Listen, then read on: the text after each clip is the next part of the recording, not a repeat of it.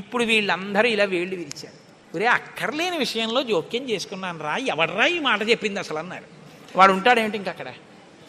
ఇప్పుడు అందరూ భారంగా తలకాయలు ఉంచుకుని ఇళ్ళకెడితే వీళ్ళ శిఖలు ఎవరు పట్టుకుంటారు? ఒరే ఎందుకు వెళ్ళావురా నువ్వు, నీ వల్ల నాకు ఇంకా బిడ్డలు కలగరని వాళ్ళు పట్టుకుంటారు. కాబట్టి ఇప్పుడు వాళ్ళందరూ ఇళ్ళకెళ్ళారు. సగత్వా తప అతిష్టత్ పార్శ్వే తస్యోత్తరే గిరేహే హిమవత్ ప్రభవే శృంగే సహదేవ్యా మహేశ్వర. హిమాలయ పర్వత ప్రాంతంలో పార్వతీ సహితుడై పరమశివుడు మాత్రం హాయిగా కూర్చుని తపస్సు చేసుకుంటున్నాడు. ఇంకా వాళ్ళిద్దరికీ బిడ్డలు పుట్టకూడదు అన్నారుగా, అందున ఆయన వెళ్ళి తపస్సు మొదలెట్టాడు. ఇక్కడతో ఏమైపోలేదు గొడవ. తారకాసురుడని వాడు బయలుదేరాడు. వాడికి తెలిసే విషయం ఇక పార్వతీ పరమేశ్వరులకి బిడ్డలు పుట్టరని, దేవతలకి బిడ్డలు పుట్టరని తెలుసు వాడికి. వాడు బ్రహ్మగారి గురించి తపస్సు, వాడు చాలా తెలివైనవాడు. వాడు నాకు చావుద్దన్నాడు, అది కుదరదన్నాడు ఆయన. అయితే పార్వతీ పరమేశ్వరులకు కొడుకు పుడితే వాళ్ళ చేతిలో చచ్చిపోతానన్నాడు. బ్రహ్మగారు ఏమంటారు, తథాస్తు అన్నారు. ఇంకా వాళ్ళకి పుట్టరు, నేను చావను, అది వాడి ధైర్యం. ఇప్పుడు వాడు ఎవరిని కొట్టడం మొదలెట్టాడు? దేవతల్ని. ఇప్పుడు వాళ్ళేం చెయ్యాలి? మొన్న మీతో అన్నానుగా, కన్సల్టెంట్ ఫిజిషియన్ బ్రహ్మగారి దగ్గరికి వెళ్ళాలి. ఇప్పుడు వీళ్ళందరూ ఎక్కడికి వెళ్ళి అడిగారు, మీకు బిడ్డలు కలగకూడదు, మీ ఇద్దరు తపస్సు చేసుకోండి అని. వీళ్ళే అడిగారు పార్వతీ పరమేశ్వరుని. వాళ్ళిద్దరూ తపస్సుకి వెళ్ళిపోయారు. ఇప్పుడు వెళ్ళి మీ ఇద్దరు బిడ్డలు కనండి అన్నారు అనుకోండి, ఇంకేమైనా ఉందా? వద్దన్నావు, అన్ని శాపాలు ఇచ్చేసింది ఆవిడ. అంటే మీరు బాగా గమనించండి, ఏదైనా ఆడది భరిస్తుంది, కానీ ఆడదాని అమ్మతనానికి, ఆడదాని భర్తృత్వాన్ని పంచుకోవడానికి ఇంకో ఆడదొస్తే మాత్రం ఈ లోకంలో సహించడం అన్నది ఉండదు. అది ఈ జాతి క్షమించలేదు. ఇది రామాయణం యొక్క తీర్పు. కాబట్టి ఇప్పుడు వీళ్ళు వెళ్ళి అడగలేరు పార్వతీ పరమేశ్వరుని. కొడుకు పుడితే తప్ప వీళ్ళకి బతుకులేదు. ఎందుకని? వీళ్ళని చాలా బాధ పెట్టేస్తున్నాడు తారకాసురుడు. కాబట్టి ఇప్పుడు ఏం చెయ్యాలో అర్థం కాక పార్వతీ పరమేశ్వరులను అడగలేక చతుర్ముఖ బ్రహ్మగారి దగ్గరికి వెళ్ళారు. వెళ్ళి, అయ్యా ఎలాగండి, పార్వతీ పరమేశ్వరులకు కొడుకు పుడితే తప్ప మేము రక్షింపబడం, ఇప్పుడు పుట్టే మార్గం ఏమైనా ఉందా అని అడిగారు. అడిగితే ఆయన అన్నారు, శైలపుత్ర్యా యుదుక్తం తత్ న ప్రజా సంతు పత్నిషు తస్యావచనమక్లిష్టం సత్యమేతన్న సంశయః. ఒరే పార్వతీ పరమేశ్వరులకి ఇంక పిల్లాడు పుట్టడం అనేటటువంటి విషయాన్ని మీరు నేను ఇక వెళ్ళి అడగడం అన్న విషయం మర్చిపోండి. పోనీ మన దగ్గర శివుని యొక్క తేజస్సు ఉంది ఇంకాను. అగ్నిహోత్రుడు పుచ్చుకుని ఉంచాడుగా, అగ్నిహోత్రుల్లో ఉందిగా. అంటే యాపిల్ పండు ఫ్రిడ్జ్లో పెట్టుకున్నట్టు అగ్నిహోత్రుడి దగ్గర ఉంది అది. పోని దాన్ని తెచ్చి ఎవరిలోకైనా నిక్షేపిద్దామంటే మీ భార్యలు ఎవ్వరికీ పిల్లలు పుట్టరు, ఆవిడ శాపం ఉందిగా. పైగా ఆ శివవీర్యాన్ని భూకాంత పుచ్చుకుందనేగా అన్ని శాపాలు ఇచ్చింది. ఇప్పుడు దాన్ని తీసుకెళ్ళి ఇంకోళ్ళు ఎవరికన్నా ఇస్తామంటే ఎవరు మాత్రం పుచ్చుకుంటారు? ఏ ఆడది పుచ్చుకుంటుంది? పుచ్చుకుంటే కదా పిల్లలు పుట్టడం. పార్వతీదేవిని వెళ్ళి అడగలేము, పోనీ శివవీర్యం ఉందని ఇంకో స్త్రీలో ప్రవేశపెట్టలేము. ఎలా ఆలోచించి, ఆయన తక్కువ వాడండి చతుర్ముఖ బ్రహ్మగారు అంటే. నేను అందుకే బ్రహ్మ నన్ను బ్రహ్మగారు అంటుంటాను. ఆయన సలహా లేకపోతే లోకం లేదు, మన ఉపన్యాసమే లేదు.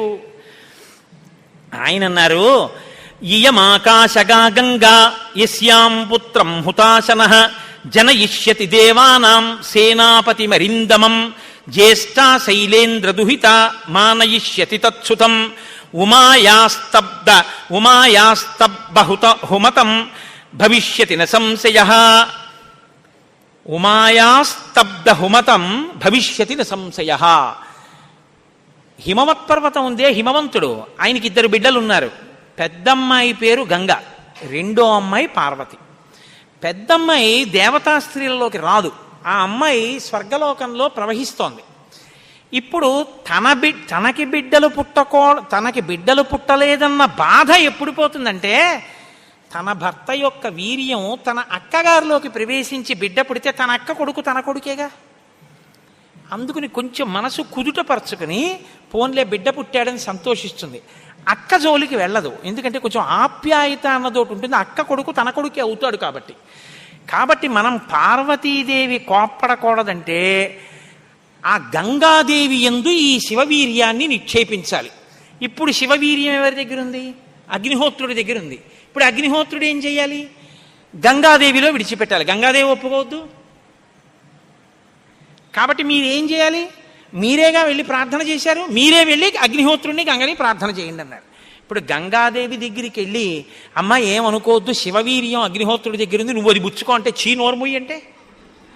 అందుకని ఈ మాట ఎవరు చెప్పాలో ఒక్క పురుషుడు చెప్పాలి. పురుషులందరూ వెళ్ళి చెప్తే అసహ్యంగా ఉంటుంది. మీరు వెళ్ళి అగ్నికి చెప్పండి, అగ్ని వెళ్ళి ఆవిడికి చెప్తారని. ఎందుకంటే ఇంత ఇబ్బంది అంటే ఇది గట్టిగా చెప్పుకునేది కాదు, ప్రయత్నం చేస్తున్నారు. పార్వతీ పరమేశ్వరులకి పుత్రుడు కలిగేటట్టని తెలిస్తే చంపేవతలు పారేస్తాడు ఆయన తారకాసురుడు. అందుకని ఎవరికీ తెలియకుండా జరగాలి ఈ పని అంతాను. ఇప్పుడు వీళ్ళందరూ కలిసి అగ్నిహోత్రుడి దగ్గరికి వెళ్ళారు. వెళ్ళి ఆయనతో అన్నారు, దేవ కార్యమిదం దేవ. ఇప్పుడు మాట్లాడడం కొంచెం జాగ్రత్తగా మాట్లాడడం మొదలెట్టారు. ఇది దేవకార్యం, ఏదో మేము సరదాగా నువ్వు పట్టుకెళ్ళి అక్కడ విడిచిపెట్టు ఇలాంటి మాటలు చెప్పడానికి రాలేదు. నీకు పిల్లలు పుడితే నాకెందుకు, పుట్టపోతే నాకెందుకు, ఇలాంటి వాటిల్లో ఇక మేము జోక్యం చేసుకోం, బుద్ధి వచ్చింది మాకు. కాకపోతే ఇది దేవకార్యం. ఇప్పుడు ఈ పిల్లాడు పుట్టకపోతే వీపులు పగిలిపోతున్నాయి తారకాసురుడి వల్ల, అందుకుని పుట్టాలి పిల్లాడు. కాబట్టి సంవిధత్సహుతాశన శైలపుత్ర్యాం మహాతేజో గంగాయాం తేజవుత్సృజా. నీలో ఉన్న శివ తేజస్సుని పట్టుకెళ్ళి గంగలో విడిచిపెట్టు. గంగ పుచ్చుకుంటే, గంగకి కొడుకు పుడితే ఆ పిల్లవాడు పార్వతీ పరమేశ్వర పుత్రుడి కిందకు వస్తాడు. ఎందుకంటే పార్వతీదేవి అంగీకరిస్తుంది కాబట్టి. ఆ పిల్లవాడికి సేనానాయకత్వం ఇద్దాం. వాడు సేనాధిపతి అయితే వాడి చేతిలో తారకాసురుడు చచ్చిపోతాడు. అందుకని నువ్వు వెళ్ళి గంగను అడిగన్నారు. ఇప్పుడు పుచ్చుకునేటప్పుడు అప్రసన్నమైన మనస్సుతో ఆవిడ పుచ్చుకుందనుకోండి, ఇది ఎక్కడ చికాకు వచ్చిందిరా అని. అప్రసన్నమైన మనస్సుతో కానీ అలా పుచ్చుకుంటే తేజోవంతుడైన బిడ్డ సంభవించాడు. కాబట్టి ఆవిడ ప్రసన్నంగా పుచ్చుకోవాలి. అంటే ఆవిడ ప్రసన్నంగా పుచ్చుకోవడానికి యోగ్యమైన రీతిలో ఆవిడికి చెప్పాలి. కాబట్టి ఆయన వెళ్ళి చెప్పాడు అగ్నిహోత్రుడు, గర్భం ధారయ వైదేవి దేవతానాం ఇదం ప్రియం అన్నాడు. అమ్మా నువ్వు గర్భం ధరించాలమ్మా, ఆవిడ కన్య, భర్త లేడు, మరి నువ్వు గర్భం ధరించాలంటే అందావిడే దేవతానాం ఇదం ప్రియం. అమ్మ దేవకార్యం ఇది, అందుకుని నిన్ను అడుగుతున్నాను తప్ప ఇంకో మాట అనుకో కుసుమ తల్లి. అందుకని ఆవిడ అర్థం చేసుకుంది, ఓహో ఇంతకన్నా ఇప్పుడు లోకాన్ని రక్షించడానికి మార్గం లేదు, కాబట్టి శివ తేజస్సుని నాలోకి తీసుకుంటాను. తస్య తద్వచనం శ్రుత్వా దివ్యం రూపమధారయత్. ప్రసన్నంగా తీసుకుంది అనడానికి గుర్తు దివ్యమైన రూపాన్ని ధరించి శివ తేజస్సుని తనలోకి తీసుకుంది. ఇప్పుడు వీళ్ళ బాగా గమనించండి, సుబ్రహ్మణ్యోత్పత్తి అంటే ఎటువంటిదో తెలుసా అండి? 33 కోట్ల మంది దేవతలు ఇలా ఎదురు చూస్తున్నారు. ఇప్పుడు కాని శివవీర్యం ఎందుకో పనికి రాకుండా పోయిందనుకోండి, గంగ కానీ అయ్యి బాబాయ్ నేను భరించలేకపోతున్నానని వదిలే అవతల పారేసింది అనుకోండి, అంతే. ఇక శివవీర్యం లేదు, ఎందుకంటే ఉన్న శివవీర్యం పాడైపోయింది. కాబట్టి ఇక పుత్రుడు కలగడు. ఇక పుత్రుడు కలగకపోతే ఇక ఎప్పటికీ అసలు దేవతల యొక్క రాజ్యం అన్నది ఇక రాదు, తారకాసురుడే ఉంటాడు. కాబట్టి ఇక మీరు నేను పురాణం చెప్పుకోవడం ఇప్పటికీ ఉండదు, ఆయనే పరిపాలిస్తుంటాడు కదా. కాబట్టి ఇప్పుడు ఆ గంగ వల్ల బిడ్డ పుట్టాలి. వీళ్ళందరూ ఉత్కంఠతో ఎదురు చూస్తున్నారు. గంగ గర్భం ధరించి బిడ్డని కంటుందా? ఇది ఇంత చల్లటి గంగమ్మలోకి శివవీర్యం వెళ్ళింది. వెళ్ళగానే ఆవిడ ఇప్పుడు పెద్ద కేకేసింది, అయ్య బాబోయ్ ఈ శివవీర్యం యొక్క వేడికి నా నీరు ఉడికిపోతోంది, నేను భరించలేకపోతున్నాను, దీన్ని వదిలేస్తున్నాను, ఎక్కడ వదిలేనని.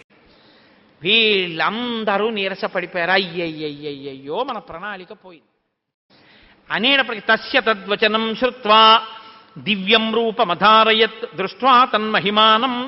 ఆ తర్వాత సమంతతస్తదా దేవీం అభ్యసించిత పావకః సర్వశ్రోతాంసి పూర్ణాని గంగాయా రఘునందన తమువాచ తతో గంగా సర్వతే దేవ పురోహితం అశక్తాధారణే దేవ తవ తేజస్సముద్భవం దహ్యమానగ్నినాతేన సంప్రవ్యధితతే ససా. ఇప్పుడు నేను ఈ తేజస్సుని ఎక్కడ వదిలిపెట్టేను, నా సర్వాంగములు క్షోభించిపోతున్నాయంది ఆవిడ. అగ్నిహోత్రుడు చూసి అన్నాడు, బిడ్డ పుట్టాడో లేదో తరువాతి మాట, ముందసలు నువ్వు కలతపడిపోతున్నావు, నువ్వు తట్టుకోలేవు. కాబట్టి అధాబ్రవీదిదం గంగాం సర్వదేవ హుతాశన ఇహ హైమవతే పాదే గర్భోయం సన్నివేశ్యతాం. అదిగో ఆ హిమాలయ పర్వత ప్రాంతముల యొక్క పాదముల యందు తీసుకెళ్ళి నీలో ఉన్నటువంటి శివ తేజస్సుని విడిచిపెట్టేసేయని. తనలో ఉన్న శివ తేజస్సుని తీసుకెళ్ళి హిమాలయ పర్వత ప్రాంత పాదముల యందు వదిలిపెట్టేసేటప్పటికి అది వెళ్ళి రెల్లు దుబ్బుల్లో పడిపోయింది, గడ్డిలో పడిపోయింది. ఇప్పుడు అందులోంచి ఒక్కసారి కాంతి కనపడింది వాళ్ళకి. పిల్లాడేమైనా వచ్చాడా? వాళ్ళకి పిల్లాడు కావాలి. ఇప్పుడు వాళ్ళు చూస్తే సర్వం పర్వత సన్నద్ధం సవర్ణ భవద్వనం జాత రూపమితి ఖ్యాతం తదా ప్రభృతి రాఘవ సువర్ణం పురుష వ్యాఘ్ర హుతాసన సమప్రభం తృణవృక్షలతాగుల్వం సర్వం భవతి కాంచనం. ఆ శివవీర్యంలోంచి, ఆ తేజస్సులోంచి అగ్ని ఎటువంటి కాంతితో ఉంటాడో అటువంటి కాంతితో మొట్టమొదట బంగారం పుట్టింది లోకంలో. బంగారం శివవీర్యం, అందుకే బంగారానికి శివవీర్యం అని పేరు. బంగారం పుట్టి బంగారంతో అక్కడ ఉన్నటువంటి తృణవృక్ష లతాగుల్మం సర్వం భవతి కాంచన, ఆ గడ్డి చెట్లు అన్ని బంగారు రంగులో మెరిసిపోయాయి ఒక్కసారి. తర్వాత వెండి పుట్టింది. ఆ వెండిని చూశారు, తెల్లగా ఉంది వెండి. అయిపోయింది. ఆ తర్వాత ఇంకా మిగిలినటువంటి క్షారంలోంచి రాగి ఇనుము పుట్టాయి. మిగిలిపోయినటువంటి మలంలోంచి తగరము సీసము పుట్టాయి. తప్ప పిల్లవాడు మాత్రం కనపడలేదు. అయిపోయింది మన ప్రణాళికంతా, పిల్లవాడు పుట్టలేదు అని దిగాలు ముఖాలు వేసుకుని ఆ పైనుంచి చూస్తున్నారు. ఆ రెల్లు దుబ్బుల్లో రాత్రివేళ తెల్లగా మెరుస్తాయే రెల్లు దుబ్బులు, ఆ రెల్లు దుబ్బుల్లోంచి తదగ్నినా పునర్వ్యాప్తం సంజాత శ్వేత పర్వత దివ్యం శరవణం చైవ పావకాదిత్య సన్నిభం. బ్రహ్మాండమైనటువంటి కాంతులు మెరిసిపోతుండగా 6 ముఖాలతో అద్భుతమైన సౌందర్యంతో ఒక పిల్లవాడు పుట్టి పాల కోసం ఎక్కి, అమ్మయ్యా పుట్టాడు రా పిల్లాడు, శివపుత్రుడు జన్మించాడు, మన బాధలు తీరాయని వాళ్ళందరూ పొంగిపోయారు. షష్ఠి 6 ముఖాలతో షణ్ముఖుడై పుట్టాడు. ఆ పుట్టినటువంటి వాడు కూడా మహానుభావుడు 6 ముఖాలతో పుట్టాడు కాబట్టి షణ్ముఖుడు. పుట్టిన పిల్లాడికి పాలివ్వాలి, ఆ కృత్తికల్ని పిలిచి మీరు పాలివ్వండి అన్నారు. వాళ్ళన్నారు మేం పాలిస్తాం, కానీ తాం క్షీరం జాతమాత్రస్య కృత్వా సమయముత్తమం దధు పుత్రో యమస్మాకం సర్వాతామితి నిశ్చితాః. ఇప్పుడు పాలిస్తే కానీ మరి పిల్లాడు బతకడు.